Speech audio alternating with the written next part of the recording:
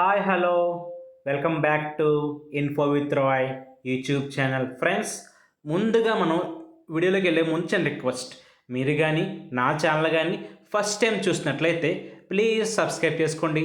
దాని ద్వారా మీరు నన్ను సపోర్ట్ చేసిన వారు అవుతారు. మరి ఈ నోటిఫికేషన్ ఏంటంటే, మరి ఓరియంటల్ ఇన్సూరెన్స్ కంపెనీలో జర్నలిస్ట్ పోస్టులకి మరి నోటిఫికేషన్ రిలీజ్ అయింది. అది నిన్నే స్టార్ట్ అయింది. అప్లికేషను అంటే 3 డిసెంబర్న స్టార్ట్ అయింది. మనకి ఎప్పటిదాకా టైం ఉందంటే 18 డిసెంబర్. కాబట్టి మనకు దాదాపుగా 2 వీక్స్ ఆఫ్ టైం ఇచ్చారు. కాబట్టి ఆ 2 వీక్స్లో మనం ఆన్లైన్ చేసుకోవచ్చు. దీనికి క్వాలిఫికేషన్ వచ్చేసి ముఖ్యంగా డిగ్రీ క్వాలిఫికేషన్. ఎనీ డిగ్రీ, మీది ఏ డిగ్రీ అయినా పర్లేదు, బీటెక్ అయినా, బీకామ్ అయినా, బీఏ అయినా, బీఎస్సీ అయినా, ఏ డిగ్రీ అయినా పర్లేదు. జస్ట్ మీరు డిగ్రీ కంప్లీట్ అయ్యి ఉండాలి. దాంతోపాటుగా మీకు పర్సంటేజ్ 60% అబవ్ ఉంటే సరిపోతుంది. ఫ్రెండ్స్, మరి ఇది నోటిఫికేషన్ చూపిస్తాను చూడండి. ద ఓరియంటల్ ఇన్సూరెన్స్ కంపెనీ లిమిటెడ్లో ఇది సెంట్రల్ గవర్నమెంట్ ఆర్గనైజేషన్ అనమాట. కాబట్టి దీంట్లో recruitment of 300 administrative officers scale 1 అనమాట. కాబట్టి మీకు ఆన్లైన్ అప్లికేషన్ గురించి ఎలాంటి డౌట్స్ ఉన్నా కూడా మా యొక్క వాట్సాప్ నెంబర్ కింద చూపిస్తున్నాను, దాన్ని కాంటాక్ట్ చేయొచ్చు. అలాగే మీకు ఎటువంటి డౌట్స్ ఉన్నా కూడా ఈ వీడియోని కామెంట్ చేయండి, మీ డౌట్స్ నేను క్లియర్ చేస్తాను. ఫ్రెండ్స్, మరి ఇదైతే ఫస్ట్ నోటిఫికేషన్ అనమాట. మరి 2 డేస్ పోస్ట్పోన్ అయ్యి మరి నిన్న 3rd ఓపెన్ అయిందన్నమాట. కాబట్టి కన్ఫ్యూజ్ అవ్వద్దు. మరి మార్చిన డేట్లో మీకు చూపిస్తున్నాను. 3 డిసెంబర్ స్టార్ట్ అయింది, 18 దాకా టైం ఉంది. ఇది ఫస్ట్ నోటిఫికేషన్ ఇచ్చిన డేట్లు అనమాట. కొంచెం మాడిఫై అయినాయి. అలాగే మీ ఎగ్జామ్ యాజ్ యూజువల్గా జనవరి 10th ఉండబోతుంది ఎగ్జామ్ అనేది. కాబట్టి నెక్స్ట్ 1 మంత్లోనే మనకి ఎగ్జామ్ అనేది ఉండబోతుంది. కాబట్టి ఎవరైతే మరి ఆల్రెడీ కాంపిటేటివ్ ఎగ్జామ్స్కి ప్రిపేర్ అవుతున్నారో అందరికీ మంచి అవకాశం. మీరు ఆల్రెడీ ప్రిపరేషన్ ఉన్నారు కాబట్టి ఇంకా కొంచెం కాస్త డెప్త్గా ప్రిపేర్ అయితే ఈ జాబ్ని క్రాక్ చేసే అవకాశం ఉంది. కాబట్టి మనం ఆన్లైన్ అప్లికేషన్ అయితే ఖచ్చితంగా ఆన్లైన్లో చేసుకోవాలి, మరి ఆఫ్లైన్ కాదు. అలాగే దీంట్లో ఏ పోస్టులు ఉన్నాయో చూపిస్తున్నాను చూడండి. జర్నలిస్ట్ అనే పోస్ట్కి దాదాపుగా 285 పోస్టులు ఉన్నాయి. మరి ఓసీకి అయితే 123, ఓబీసీకి 68, ఎస్సీకి అయితే 42, ఎస్టీకి అయితే 24, మరి ఈడబ్ల్యూఎస్ కేటగిరీ అయితే 28. అలాగే ఫిజికల్ హ్యాండిక్యాప్డ్కి కూడా ఆ కేటగిరీని బట్టి 3,3,4 వేకెన్సీస్ ఉన్నాయన్నమాట. దాంతోపాటుగా హిందీ అంటే రాజ్యసభ ఆఫీసర్స్ అని చెప్పి అదొక కేటగిరీ ఆఫ్ పోస్టులు అన్నమాట. అవి తక్కువ ఉన్నాయి. కాబట్టి ఎవరికైతే హిందీ ఫీల్డ్లో ఎక్స్పీరియన్స్ క్వాలిఫికేషన్స్ ఉన్నాయో వారు ఆ పోస్ట్కి అప్లై చేసుకోవచ్చు. కానీ జనరల్ పోస్ట్కి అయితే మాత్రం డిగ్రీ క్వాలిఫికేషన్, ఎనీ డిగ్రీ. కాబట్టి ఇర్రెస్పెక్ట్ ఆఫ్ గ్రూప్ని బట్టి కాదు, కానీ ఏ గ్రూప్ అయినా కూడా ఎలిజిబుల్ అన్నమాట. మరి ముఖ్యంగా మీరు స్టేట్లో బీసీ కేటగిరీ అయితే కంపల్సరీగా మీకు ఓబీ సర్టిఫికేట్ రిజిస్ట్రేషన్ అయి ఉండాలి. కాకపోతే ఇన్ కేస్ మీ ఇప్పటిదాకా మీకు ఆ సర్టిఫికేట్ లేకపోతే మీ నియరెస్ట్ వార్డు గ్రామ సచివాలయంలో అప్లై చేసుకోవచ్చు. ఓసీకి అయితే ఈడబ్ల్యూ సర్టిఫికేట్ కంపల్సరీగా అవసరం అవుతుంది. మిత్రులారా, మరి గమనించండి, 2 అప్లై చేసి పెట్టుకొని రెడీగా. అలాగే ముఖ్యంగా మీరు చూపిస్తాను చూడండి, నేను చెప్పినట్టుగానే దీనికి ఎంత ఫీజు అనేది చూపిస్తాను చూడండి. మరి అమాల్యుమెంట్స్ అండ్ బెనిఫిట్స్ ఎంత అంటే దీనికి ఎంత స్టార్టింగ్ పే స్కేల్ అంటే ప్లస్ 50,000 ప్లస్ అప్ టు మీకు ఎప్పటిదాకా వెళ్తుందంటే 96,000 దాకా మీకు ఆ పే స్కేల్ ఉందన్నమాట. కాబట్టి మీకు స్టార్టింగే 50,000 ప్లస్ మీకు చూపిస్తాను చూడండి. At present total enrolments will be approximately 85,000. కాబట్టి మీ మిగతా డిఆర్ఏ హెచ్ఆర్ ఇవన్నీ కలిపి టోటల్గా స్టార్టింగే 85,000 మాట, 85K. కాబట్టి మంచి అవకాశం. మీకు కానీ ఆ యొక్క ఫీల్డ్ ఇంట్రెస్ట్ ఉంటే అప్లై చేసుకోవచ్చు. మీకు ముందు చెప్పినట్టుగానే దీనికి మెయిన్ క్వాలిఫికేషన్ వచ్చేసి degree, graduate with at least 60% marks in either of the degree examination అని చెప్పి చూపిస్తుంది. ఎస్సీ ఎస్టీకి వేస్తే 55 ఉంటే సరిపోతుంది. కాబట్టి ఎవరు కన్ఫ్యూజ్ అవ్వద్దు. ఓసీకి 60%, అలాగే ఎస్సీ ఎస్టీకి అయితే 55%. అలాగే ఎవరైతే హిందీ రాజ్యసభ ఆఫీసెస్కి అప్లై చేయదలుచుకున్నారో వారికైతే మీకు పీజీ చేసి ఉండాలి. పీజీ కూడా ఆ సపరేట్ ఆ యొక్క కేటగిరీ అంటే హిందీలో ఏమైనా మీరు ఎడ్యుకేషన్ పరంగా చేసి ఉంటే మీరు ఎలిజిబుల్ అవుతారన్నమాట. Otherwise not eligible. కాబట్టి మెయిన్గా మనము డిగ్రీ కాబట్టి డిగ్రీ చూపిస్తాను చూడండి. ఫ్రెండ్స్, మరి ఇది సమాచారం. కనుక ఈ అప్లికేషన్కి ఇంకా ఏం step by step A certificates కావాలి, ఫీజు ఎలా పే చేయాలో కూడా చూపిస్తాను. మరి ముఖ్యంగా ఏజ్ వచ్చేసి దీనికి స్టార్టింగే మినిమం ఏజ్ ఎంత ఉండాలంటే 21 ఇయర్స్ కంపల్సరీగా మీకు వచ్చి ఉండాలి. అప్పర్ ఏజ్ మ్యాక్సిమం ఏజ్ ఎంత అంటే 30 ఇయర్స్ యాజ్ ఆన్ 30/11/2025. కాబట్టి ఎవరికైతే ఏజ్ లిమిట్ ఉందో వారందరూ అప్లై చేసుకోవచ్చు. ఇది 30 ఇయర్స్ అనేది కేవలం ఓసీ వారికి మాత్రమే.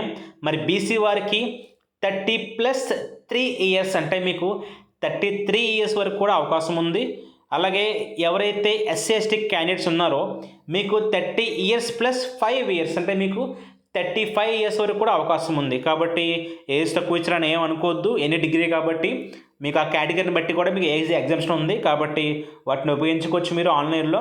అలాగే ముఖ్యంగా దీనికి ఎంత ఫీజు పే చేయాలి, ఏ డాక్యుమెంట్స్ కావాలో కూడా మీకు డిస్ప్లే చేస్తాను చూడండి.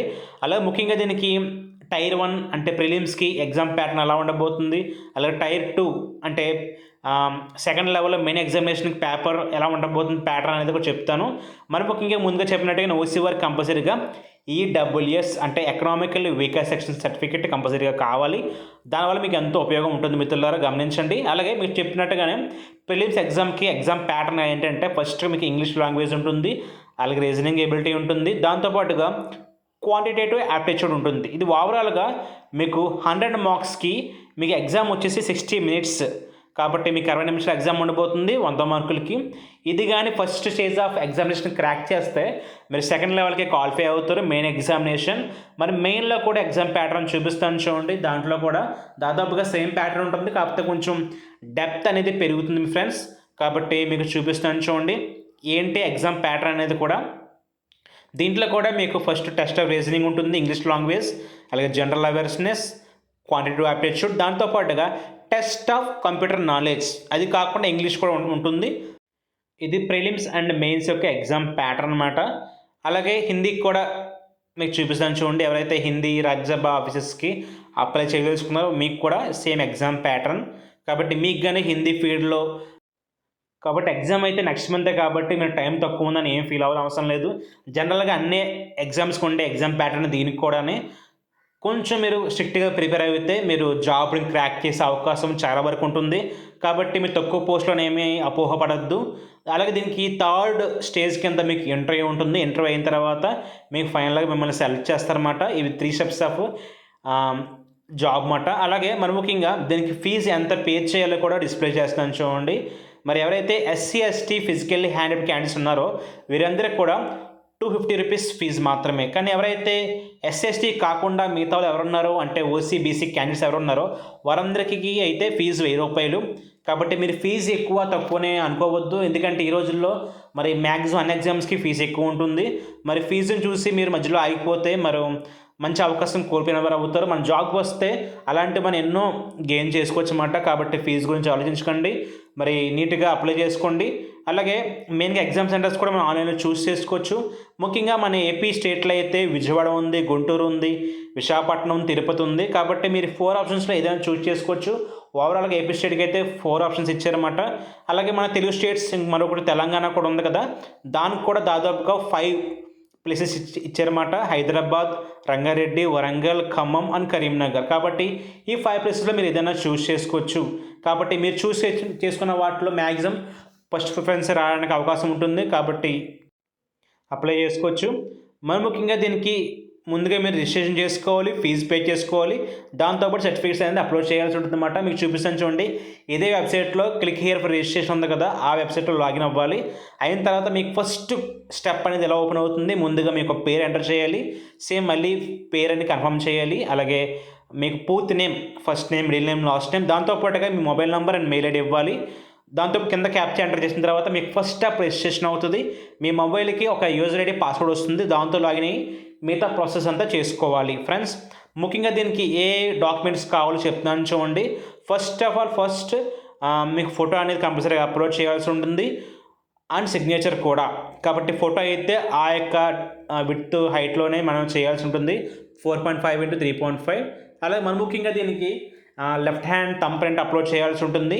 దాంతోపాటుగా హ్యాండ్ రిటన్ డిక్లరేషన్ కూడా మీకు చూపిస్తాను చూడండి. ఇదే మ్యాటర్ మీరు ఒక పేపర్ మీద ముందుగా ఐ అని చెప్పి మీ పేరు రాసి మిగతా మ్యాటర్ అంతా రాసి ఆన్లైన్లో జేపీజీ ఫార్మాట్లో 100 KBలో అప్లోడ్ చేయాల్సి ఉంటుంది. ఫ్రెండ్స్ మరి మెయిన్గా మీ ఈ ప్రాసెస్ అంతా కూడా ఆన్లైన్లోనే, ఆఫ్లైన్ కాదు, చలన తీయనవసరం లేదు, అంతా ఆన్లైన్లోనే మీరు అప్లోడ్ చేయాల్సి ఉంటుంది. కాబట్టి ఇంకా మీకు ఎవరికైనా ఎటువంటి డౌట్స్ ఉన్నా కూడా వెంటనే వీడియో కింద కామెంట్ చేయండి. అలాగే నా యొక్క వాట్సాప్ నెంబర్ కింద డిస్ప్లే చేస్తాం, దాన్ని కూడా మీకు కాంటాక్ట్ అవ్వచ్చు. మీకు ఆన్లైన్ గురించి ఎలాంటి డౌట్స్ ఉన్నా కూడా నన్ను ఎంక్వైరీ చేయొచ్చు. నాకు సాధ్యమైనంత వరకు నేను మీకు ఎక్స్ప్లెయిన్ చేస్తాను. ఫ్రెండ్స్ ఇది సమాచారం కనుక మీకు కానీ ఈ వీడియో కానీ నచ్చినట్లయితే లైక్ చేయండి, షేర్ చేయండి, సబ్స్క్రైబ్ చేయండి. Thank you. Thanks for watching.